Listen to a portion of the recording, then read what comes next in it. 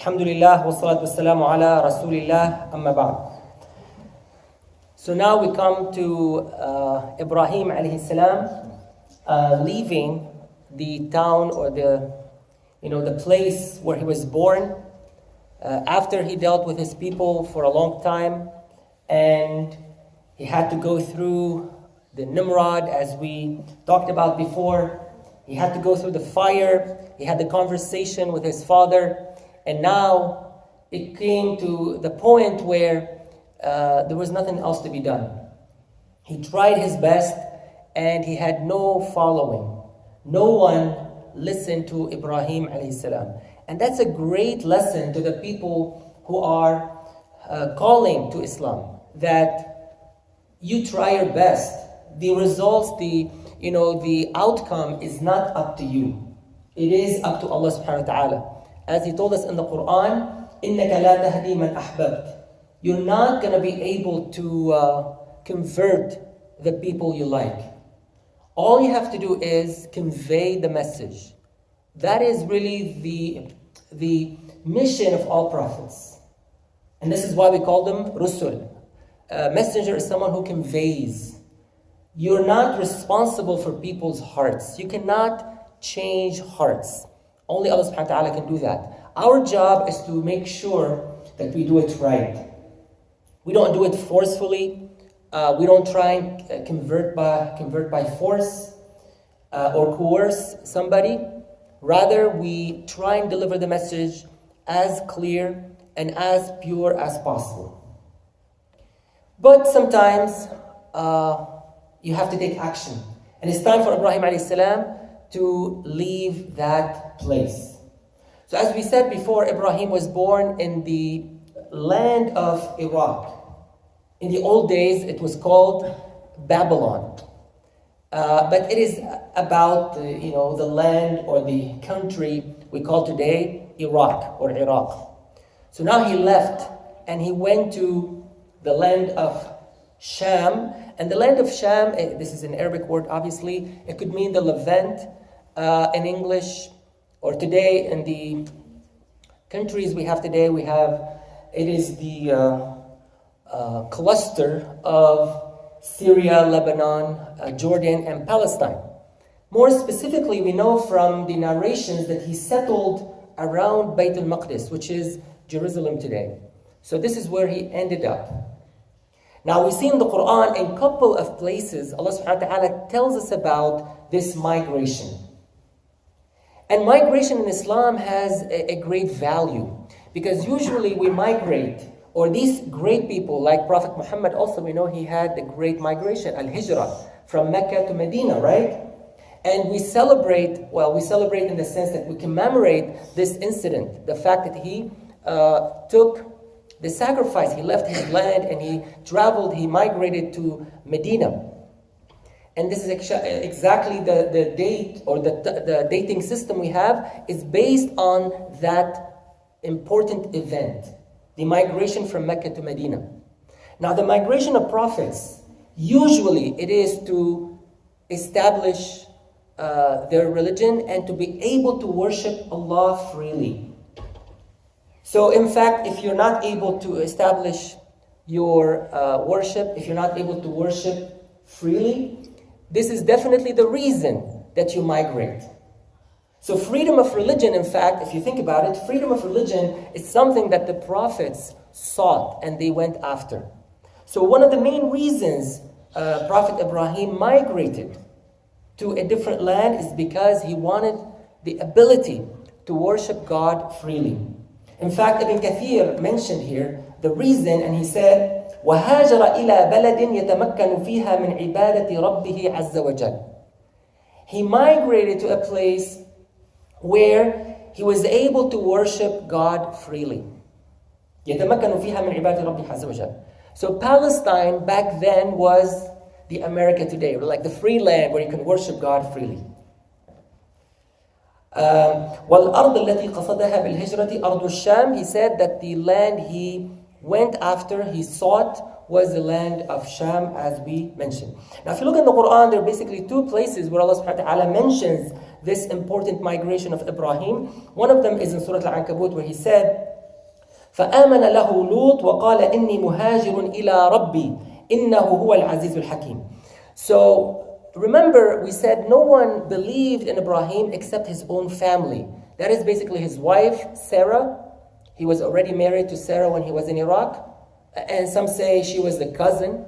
She was the daughter of Haran. And some say she was, the daughter of his brother. But that's not, to me, that is not a reliable narration. So then in that case, she would be the sister of Lot.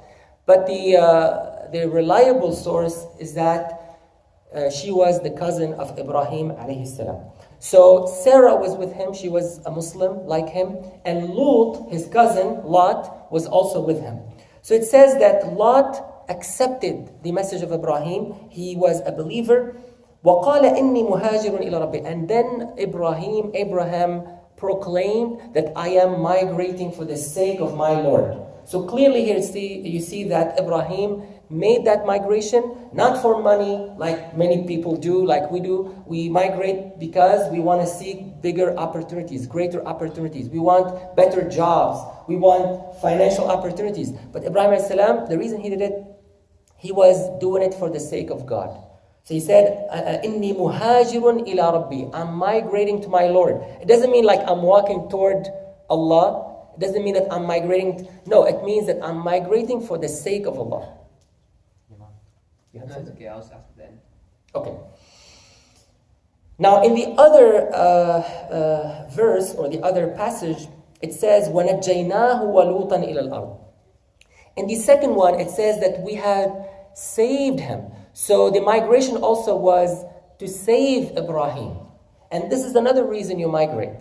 So one reason you migrate to be able to establish worship, be able to worship God freely. And the other reason is to want, if you're persecuted. Like now we have people persecuted in Syria, in Iraq, in Palestine, in Burma. So those places, if somebody migrated to save himself, his family, his religion, that is totally religious migration. Because you're doing it to save your family, you're doing it to save your honor, you're doing it to save your religion. So that is definitely an Islamic migration. And it qualifies to be hijrah, for the sake of Allah. So we benefit a lot when we compare the different verses in the Quran that talks about the same thing. So you see in one verse it says that I am migrating for the sake of Allah. And in the second ayah it says we saved him. And this migration was a salvation, was to save Ibrahim and his message. Because his message was not going to propagate much if he stayed in Iraq. But look now what he did when he migrated to Palestine and later to Mecca, and he basically traveled throughout. He was able to propagate his message. And he became the father of nations. He became the imam of all the prophets who came after because of this migration. In fact, you see in the same passage, Allah subhanahu wa ta'ala tells us about this benefit. So he said, وَنَجَّيْنَاهُ وَلُوطًا إِلَى الْأَرْضِ الَّتِي بَارَكْنَا فِيهَا لِلْعَالَمِينَ. We saved him to the land that we have made blessed and holy. This is actually one of the proofs in the Quran that the land of Sham is a blessed land. This is a declaration from Allah subhanahu wa ta'ala that this land of, what we call today Palestine and the surrounding area is a blessed land. And Allah subhanahu wa ta'ala in a different ayah in Surah Al-Isra, when he talked about Isra, he said, سبحان الذي أسرى بعبده ليلا من المسجد الحرام إلى المسجد الأقصى الذي باركنا حوله. When Allah subhanahu wa ta'ala took the Prophet on this night journey we call Isra, he said we took him from the Masjid al-Haram, which is in Mecca, the masjid in Mecca around the Kaaba, to the Aqsa Mosque in Jerusalem. And he said, الَّذِي بَارَكْنَا حَوْلَهُ, which we have blessed. So the surrounding of that masjid, not just the masjid that he said, also the surrounding of that masjid, the land around the masjid is also blessed. So this is actually more than one verse from the Quran declaring and proving that this land is holy, it is blessed. So this is where Ibrahim migrated. Now you see immediately after that, Allah subhanahu wa ta'ala mentions, in fact, in the two different passages, He mentions that, and then we gave Ibrahim another gift. See, because Ibrahim and his wife never had any children, and they were getting old. And in fact, they lost hope that they were going to have children. But you see here, immediately after that, it's interesting, Allah subhanahu wa ta'ala says, وَوَهَبْنَا لَهُ إِسْحَاقَ وَيَعْقُوبَ. Like immediately after they migrated, now we know there was some time.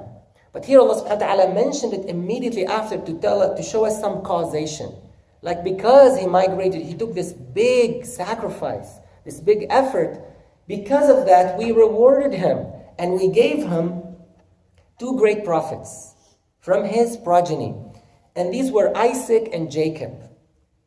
We know in other passages, Allah subhanahu wa ta'ala mentions Ismail as well, Ishmael. Now it is also interesting that he mentioned Isaac and Jacob. We know Jacob is his grandson.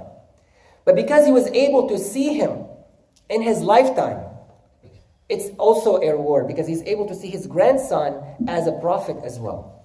So it says, and we granted him, we gave him Isaac and Jacob. وَجَعَلْنَا فِي ذُرِّيَّتِهِ النُّبُوَّةَ وَالْكِتَابِ. And all the prophets and the messages were in his progeny. So basically every prophet and every scripture that was revealed after Prophet Ibrahim had to be in his progeny. Every prophet that came after Ibrahim was from the progeny of Ibrahim. That's what it means. So it says, وَجَعَلْنَا فِي ذُرِّيَّتِهِ النُّبُوَّةَ وَالْكِتَابِ. Okay. I'm not going to continue the verses. Maybe you can refer to them. One of them is Surah Al-Ankabut. You can go back. Surah Al-Ankabut, verses 26, 27. And Surah Al-Anbiya, verses 72 to 73. So you can see about this migration and what happened out of it or because of it. All right.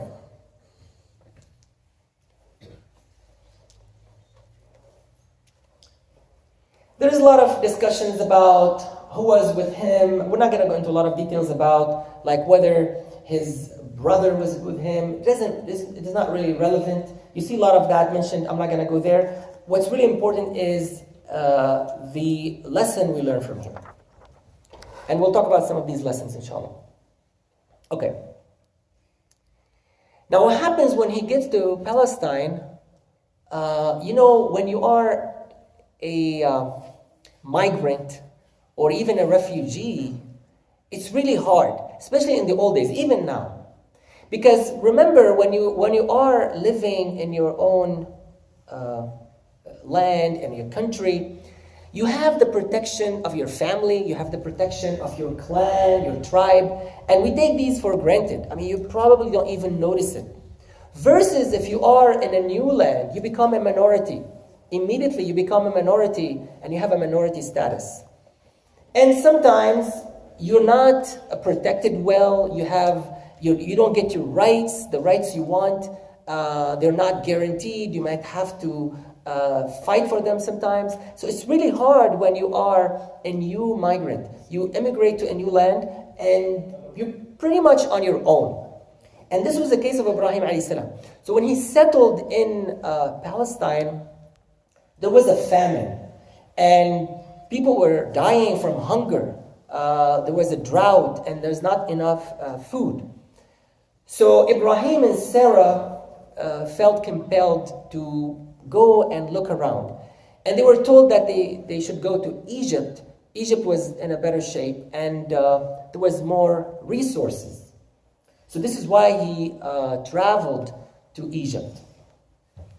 But the problem that in Egypt was an oppressive king, it was a tyrant. We know the pharaohs, right? So one of the pharaohs was there. And there was an incident that took place when they went to Egypt. Now there's lots of discussion about the story, what happened, the king and how oppressive he was. But you see a lot of that narrated from the Jews and from, the Old Testament and the scripture. But if you look, I want to focus on what we have as authentic narrations in Islam, because you're going to notice a subtle difference, which is really important. A lot of times when you read the stories of the prophets in the Old Testament or in Genesis or whatever, not just Genesis, but the Old Testament in general, you notice that there's not enough respect given to prophets. So you see, for example, prophets falling into sin, you see prophets doing inappropriate things, and then you see discussions, even up till now, about how ethical was Musa, how ethical was Ibrahim. In Islam, we don't have those discussions. We don't discuss or even question how ethical was Ibrahim. Because we know Ibrahim was a prophet, he was one of the greatest prophets of Allah, and he doesn't fall into minor sins, let alone major sins. And wallahi, sometimes you read some stories like what happened to Lot, for example. What happened to Nuh, we mentioned that before. Like he got drunk and undressed and all that. We don't have that in Islam. We don't believe that. We believe these prophets were way above that. So we have to be careful. If you read something on the internet, you're just Googling what happened to Ibrahim and Sarah when they were in Egypt, just be careful. Because in Islam, we have our narrations and they don't go that far. Now, how we got that story is actually in the hadith. It's not in the Quran. So the Quran doesn't tell us, I would say it doesn't tell us at all about the travel of Ibrahim and Sarah to Egypt. But we see it in the Sunnah of the Prophet. It is authentic because it is narrated by Bukhari and others. However, the narration in Bukhari is mawquf, which means it was stated or it was narrated by Abu Hurairah. It was not narrated by the Prophet himself. Yet it has a lot of credibility. I want some of you to come and sit here. We have a gap. Could you fill it, please, Ahmed? And one more? No more circle. I want to fill the circle here because somebody left. Abdurrahman left. And because they're talking, that's why. Ahmed, move here. Thank you. Okay. So Imam al-Bukhari narrates, and in fact we talked about, remember the what we call lies that Ibrahim told, and we mentioned two of them already, and today we're going to talk about the third one. But in this hadith, you notice that it mentions all three together. So let us mention the hadith. So in the hadith it says, لم يكذب إبراهيم إلا ثلاث كذبات. That Ibrahim never told any lie except three lies. Now let me stop here. I think a lot of people focus on the fact that Ibrahim told a lie. I think what is important here, and you notice it from the structure, from the way it was said, it started with negation. He never, did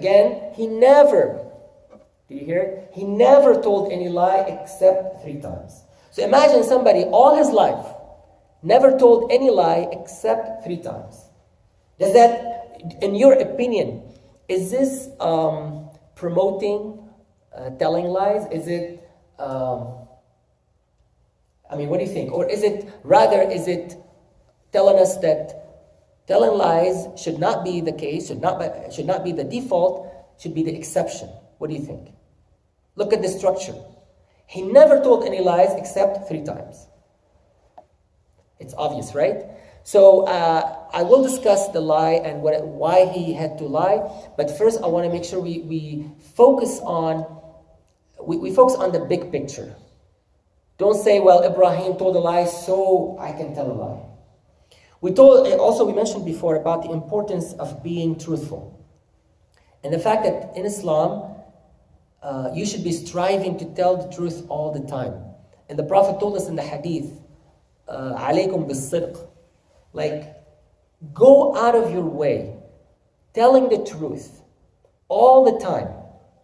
And he said, وَلَا يَزَالُ الرَّجُلُ يَصْدُقُ وَيَتَحَرَّ الصِّدْقَ حَتَّى يُكْتَبَ عِنْدَ اللَّهِ صِدِّيقًا. A man will tell the truth and will go out of his way, telling the truth over and over again, every day, until he is written as a Siddiq.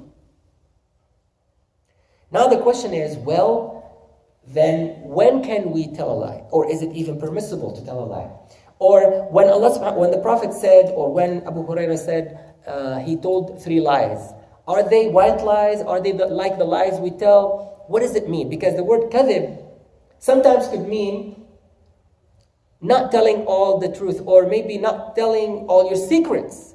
Like, you're not obliged to tell all your secrets, to divulge and, expose yourself. Islam does not ask you to be like that. So let us examine this particular story, and inshallah we have a better understanding, a better context of when this is so, when this is allowed. And I want to make a really important point after that. So Ibrahim and Sarah traveled to Egypt. And now we have this oppressive king.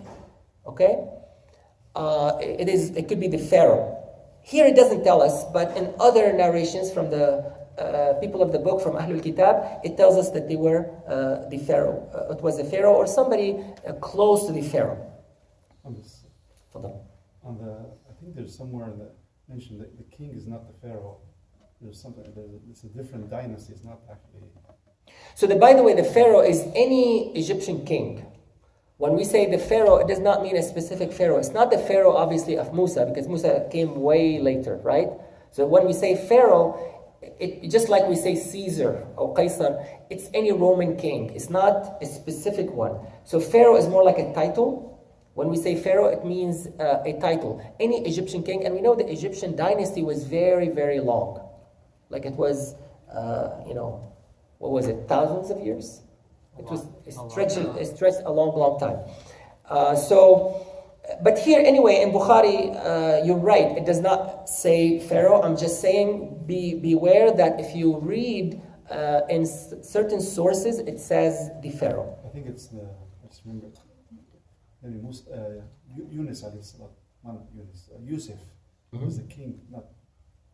It's actually not Pharaoh, it's the king. Okay. Yeah, so the brother mentioned an important point that at the time of Yusuf alayhi salam, at least the Quran does not say the Pharaoh.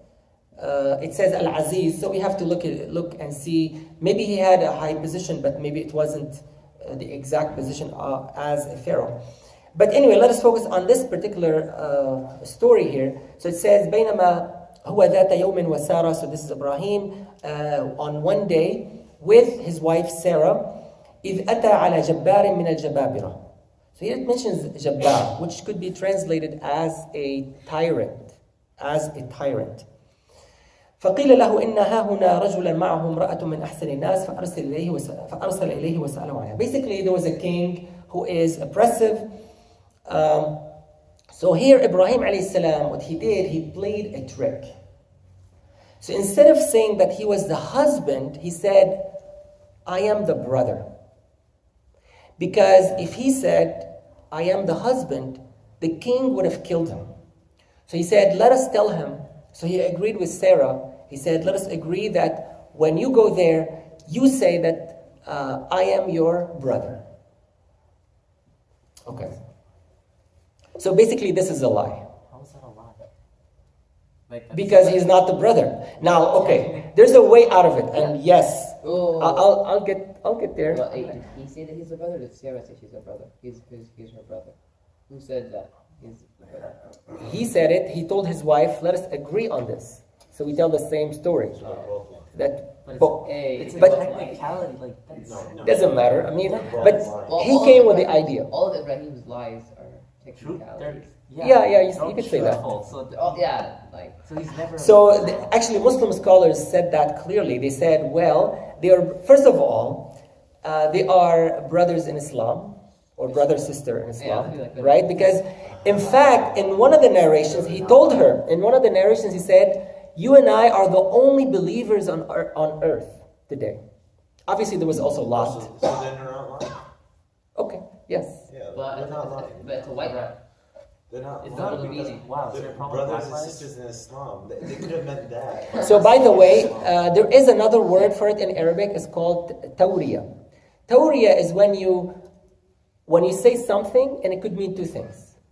But that's not mine. There's an obvious, okay, so when you say something, there's an obvious meaning and there is another meaning, you could say secondary or hidden meaning, but both are true. So when I say, and this happened to the Prophet ﷺ, when he was migrating, also subhanAllah, it's in migration too, when he was migrating from Mecca to Medina, there was someone following him and Abu Bakr. And he got to them and he said, "Who are you? Who are you from?" So Prophet Muhammad ﷺ did not say Quraysh because he's given himself away, right? And this man was going to kill them. So he said, "We are from Ma." So Ma means water. It is also a name of a tribe. So this man thought that these two people were from the tribe of Ma. But the Prophet meant we are from water because we all are created from water or from liquid. How's that? That's still That's not not a lying. lie. It's just being I said it is Yeah. Tawriya. You should have said Turab. Well, you know, But maybe there was no tribe called Turab. there's Matt, it has to be Turab. Fine, okay. I'm not an expert in Arabian tribes at the time. But that's what he said. Okay, back to Ibrahim. So now the king was still, he's a tyrant.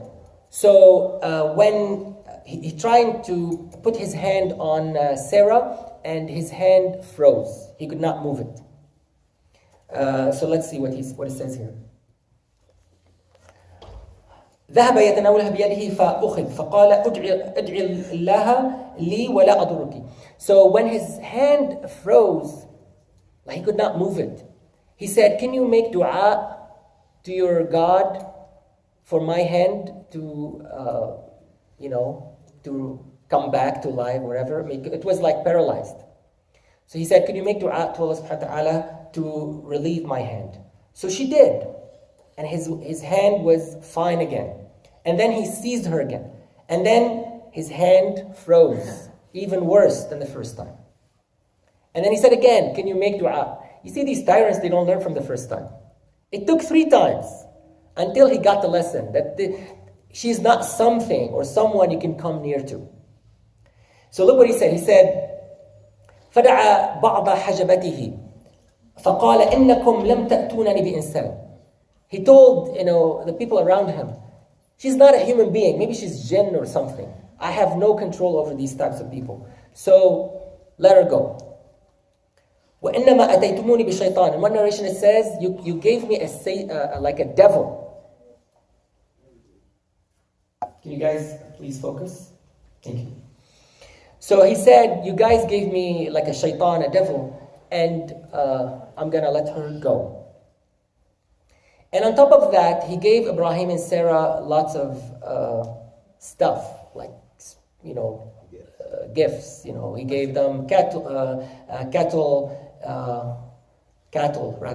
and some food, and he gave also some servants, and also one of the servants was Hajar. As we're going to see later, Hajar becomes the mother of Ismail. We're going to talk about that later. Hagar in English. So Hagar actually is Egyptian, and she was a servant in the beginning.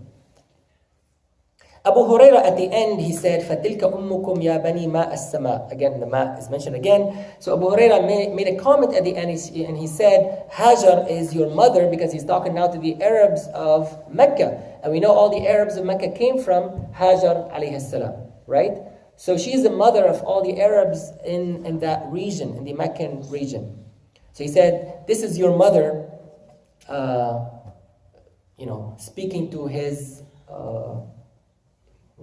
Arab community. Okay.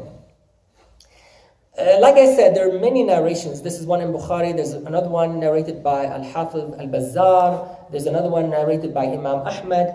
It's all kind of the same. In each narration, you learn something slightly different, but you get the idea here. I want to talk a bit about this supposed lie. So, we have to be careful. I think I mentioned it maybe in the khutbah and also in the previous halaqah, that it is really important that a Muslim speaks the truth on a regular basis, that you train yourself, you get in the habit of telling the truth on a regular basis. So this should be the mode of being. This should be the default. This should be the way you handle yourself every day. And I said that if you don't tell the truth, that you're going to weaken your character. You're going to have a weak character if you tell lies on a regular basis. You're going to be fake. You're not going to be authentic. Whereas if you're telling the truth on a regular basis, you teach yourself to tell the truth on a regular basis, you're going to strengthen your character and you're going to become an authentic human being. And first and foremost, do not tell lies to yourself. A lot of people live in this life and they live a lie. They tell themselves lies on a regular basis and they fool themselves. So it's really essential to be truthful and honest and to be an authentic human being. When I say that though, I do not mean that you be naive. And this is why I want to bring the story of Ibrahim today. There's a big difference between someone who is truthful and authentic and someone who is naive. And when I say naive, it means that you do not understand the people around you. You don't understand how conniving and how deceitful some people could be. And sometimes I see Muslims in general, like the community, is being deceived. And there's a lot of plotting around us and we're not paying attention. We're trying to be so nice. Like every incident that happens, oh, we have to come and condemn it. Well, why do we have to condemn it? You did not do it. You're not responsible for it. Why do you incriminate yourself?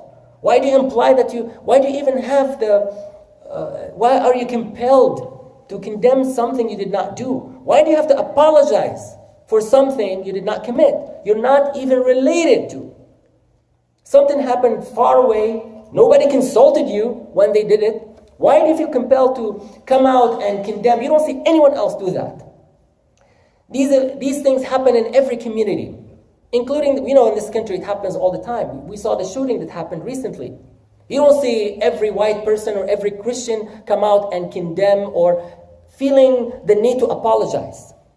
But somehow the Muslim community are like kind of put in this corner and you feel compelled, you feel like somehow you feel you're part of the crime somehow.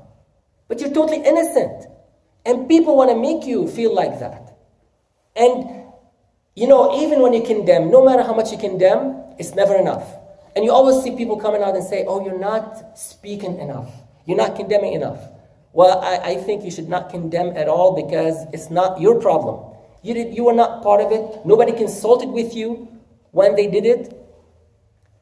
My point is, a lot of times, you have to be truthful, but at the same time, you should not be naive and simplistic. And you should not be cornered. You should not be put in a reactive mode. I mean, a lot of people, what they do really, they kind of say something to see how we react. And they play on that. They play on the way. I mean, they're expecting a certain type of reaction and they get it all the time. And we're like playing into the game. So we should not be naive. And this is really important. People in general, basically what happens, and this is not just Muslims, everybody, what happens to people, they like to fit in. And they are basically impressed by the crowd and the crowd mentality.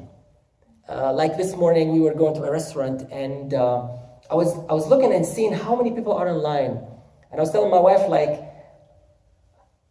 when you go and eat the food, it's kind of the same. It's nothing different or better than other restaurants, but you see so much appeal because there's a long line. And people say, well, if there's a long line, it must be good. But you don't think, why is it so special? And I'm telling you, these people who own the restaurant, they're so excited the fact that people don't have a place to sit. And I'm telling you, if they had an opportunity to expand and make it bigger, they would not. Because the fact that you see people crammed and fighting to get in line and to get a seat, that's what's drawing the crowd to begin with. So you don't want to get rid of that. You want to keep it that way. We have actually a really interesting story from the Arabic folktale or folklore.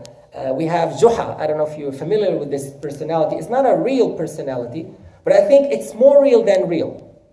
Because actually it basically captures the mega story, like a story that repeats over and over again. So one of these stories, it says that Juha one time he was bored. He wanted to do a prank, right?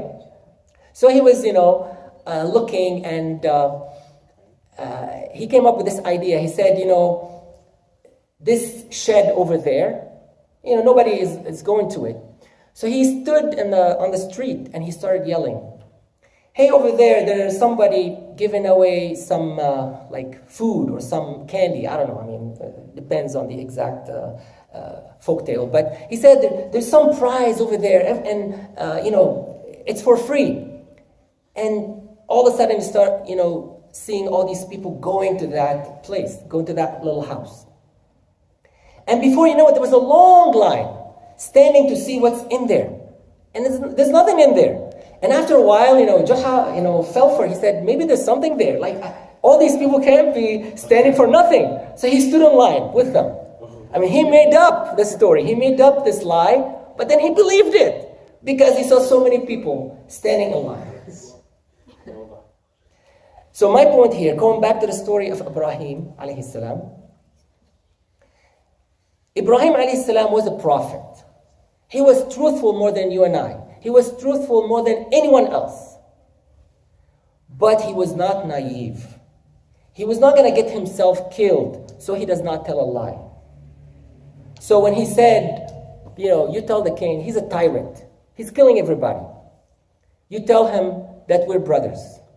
And indeed, they were brother and sister in Islam. They were believers.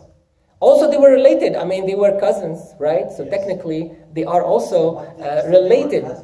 Huh? Why did they just say they were It's still a threat because you can marry your cousins. No, but see,